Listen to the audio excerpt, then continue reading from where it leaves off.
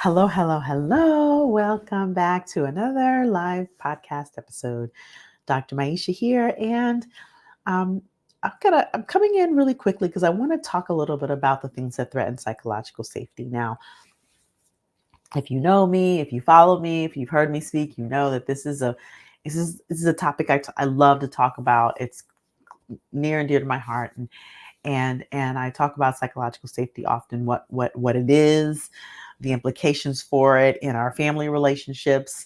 I've talked about the implications for it in organizations, and I will continue to expound upon that. But what I really want to talk about today are two big things that maybe you don't think about, maybe people don't think about, that can threaten and that can undermine psychological and emotional safety. And those two things are lack of integrity, and I'm going to define that from this context in a moment, and incongruence. All right, which actually they're very closely intertwined and related. So let's talk a little bit about, first of all, this idea of integrity. And I think that when most people think of integrity, they think of this first aspect of doing what you say you're going to do, and that is definitely an aspect of integrity. It is really being standing on your word, as some people might say, right? Standing on your word and doing and whatever you say you're going to do, really doing that thing. There, of course, is another aspect of integrity, and that aspect is, so here's the thing: we often make promises, or we commit to doing things, and when we are able to do those things, when we're able to fill those things, that is an aspect of being congruent, doing what we say we're going to do, standing on our word. However, as part of being human, sometimes things come up, right? Sometimes things come up. Sometimes, we need to change that promise. We need to remake that commitment.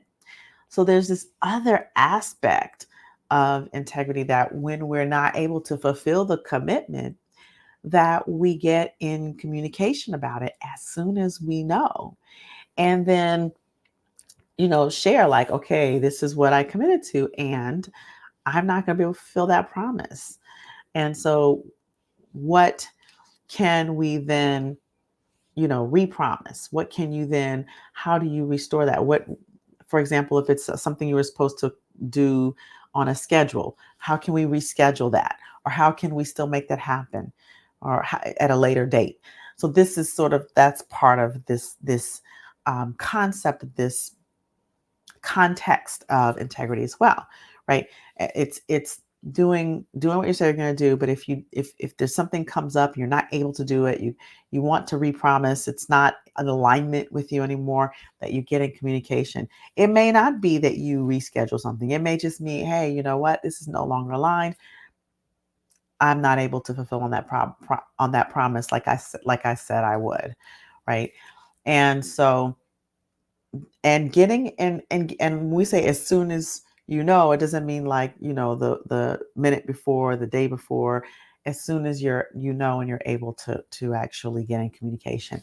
And then the other aspect of that is, if you do break the promise, then restoring that integrity. And I'll give you an example. I was facilitating a session today, the day of this recording. Now, when it comes out, the time of this will be um, in the past. But I was facilitating a session today that I knew was supposed to end at a certain time, and it was the first day of the session, and there were all the logistics, and I forgot to set my timer. Now, part of being trauma informed is making sure that you honor, you that integrity piece, like you do what you say you're going to do. And part of that in this case was honoring their time. And so I was presenting, and a hand raised, and I stopped and I said, hey, you want to share? And the person says, oh, I just noticed that it's 103 and and I think on the schedule it was supposed to, well, 10:03, they were on the West Coast time, and I think we were supposed to end at 10 o'clock. And I realized that I had not set my end timer. And so immediately I stopped and I said, you know what, you're absolutely right. But and that at that moment, that had broken the integrity. Like that had my integrity of time had gone out. And so in that very moment, I wanted to just take a moment to restore the space, right? Because being out of integrity, breaking your word, and especially breaking it over and over, it damages trust. And trust is a foundational component of feeling safe. And so in that moment, I said, you know what, let me take a moment to just restore integrity here. And I said, I know that this is supposed to end at, and it didn't take that long at all, right? It just takes less than a minute. This is supposed to end at 10 o'clock. I ended at 10:03. Your time is very valuable.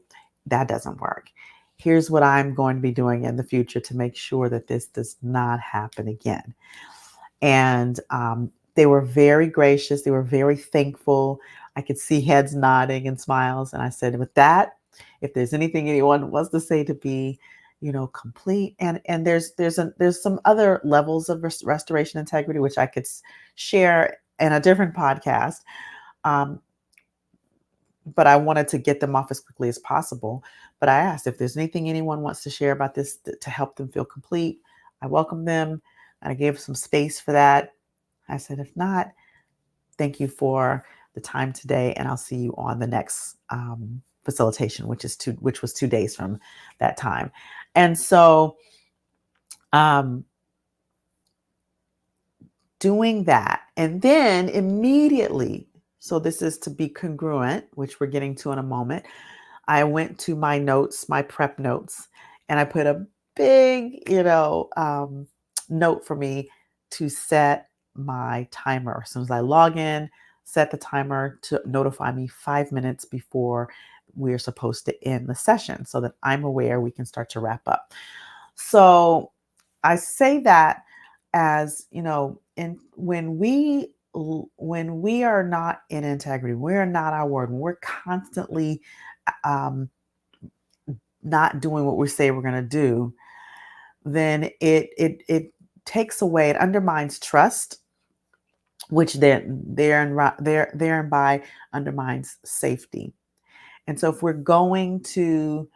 um, if we're going to create safety in our organizations and our families, then and workability. So like really, when when you say you're going to do something, people count on that, right? People count on that. They plan around that. They create schedules and their life around that. And so when you break a promise and you don't, and you break it sort of like spontaneously and without warning, it creates unworkability. So and if we thread the example of me going over time, perhaps these people had other meetings they had to go to, they had deadlines, they had work.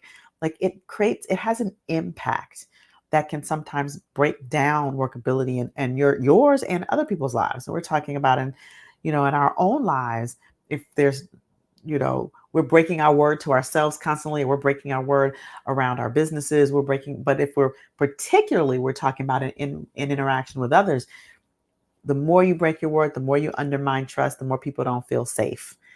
So this is a huge thing that not everybody talks about, that will undermine psychological safety and emotional safety as well.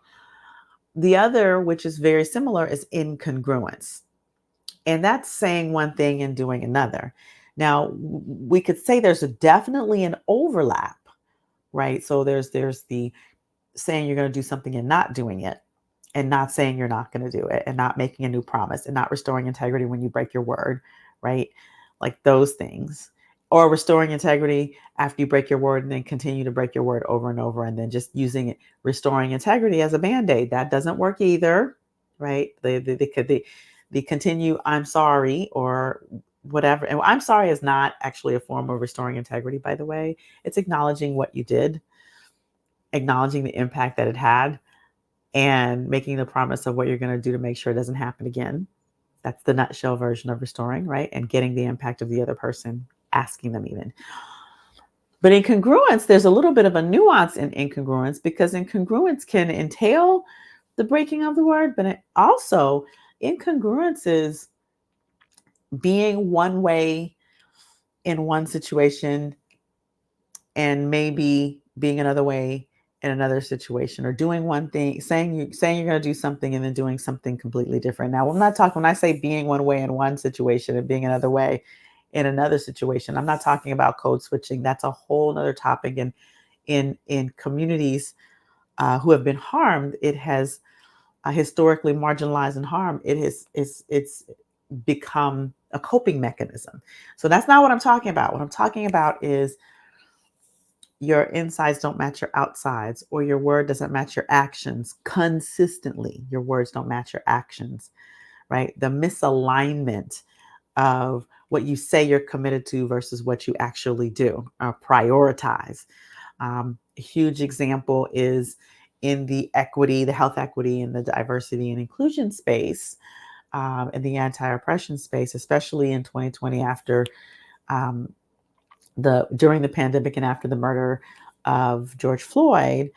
There were a lot of organizations that said, "Oh, we're committed to EDI, we're committed to, you know, equity and inclusion, all of these things, right? We're committed to anti-racism and anti-oppression," and they were committed to it outwardly on their websites or on their commercials or maybe on social media. And as you know, as I you all know, I'm in this work. As we began to delve into some of these organizations' conversations, what we discovered is that people were saying things on the outside, and they were saying things to their employees, but they weren't actually doing the things that would reflect their commitment. That's incongruency, right? Saying you're committed to one thing, maybe prioritizing or doing another. And so when there's that type of incongruence, whether it be in an organization or whether it be in a parent-child relationship, or whether it be in a intimate partner relationship, or whether it be in a friend relationship, business partners, um, client to client to business owner, or business owner to client, it can undermine, once again, the trust, which undermines the safety. And so what we know about psychological safety is, next to our physiological needs, it is the second most important need that we have in the development to, in the move to developmental growth and what some people would call enlightenment, right? And sort of the progression to a more enlightened experience. If we don't have our physiological needs met and we don't feel safe, we cannot fathom um, higher levels of, we might could, but like not fully immerse ourselves in higher levels of development and higher levels of productivity and activity and vulnerability, the things that really expand and create progress and innovation and creativity in our society, and actually end up connecting us and helping us to um, mitigate harm in a lot of ways. So my invitation to you is to really think about where you see this and where you are this, right? So where you see this, there's an opportunity to courageously call in inside of those spaces. And where you are this, there's an opportunity to reflect, not to self-flagellate, not but to reflect and to look at, well, how can I then make my insides match my outsides and be congruent with my words and actions and do what I say what I'm going to do, or get in communication when I can't do it and then put in a structure so it doesn't happen again. How can I do that?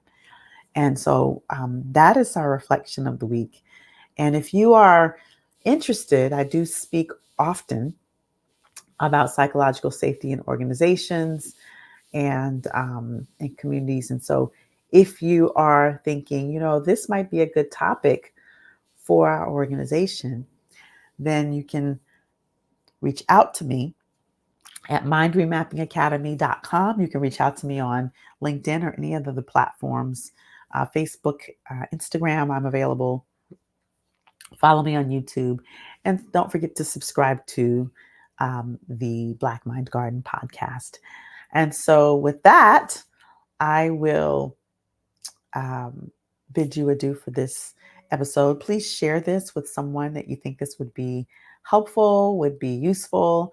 And once again, feel free to reach out to me on any of the platforms or go to mindremappingacademy.com and you can schedule a discovery call or brainstorm call if you're part of an organization to have me come and talk and delve a little bit more deeply. This is the area of expertise. How do you create psychological safety in the organization? I think that this is something that is an overlooked um, and under-recognized, but extremely important and um, impactful thing that we need to be having in our organizations.